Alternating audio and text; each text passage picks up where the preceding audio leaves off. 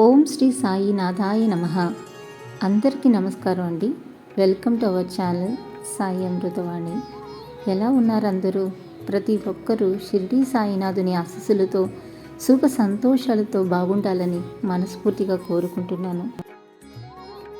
ఒక పాత్రలో ధాన్యం గింజలు నింపుతున్నప్పుడు మహిళలు ఆ పాత్రను కుదుపుతూ ఉంటారు. ధాన్యం గింజలు తమ తమ స్థానాలకు చేరుకుంటాయి.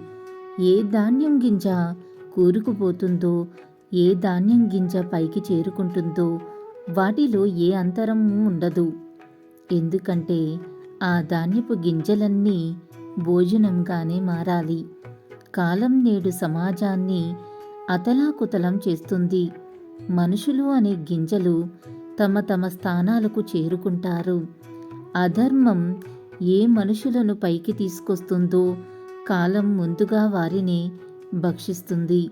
ధర్మం కొందరు మనుషులను రక్షిస్తుంది కనుక కాలం వారిని తరువాత భక్షిస్తుంది.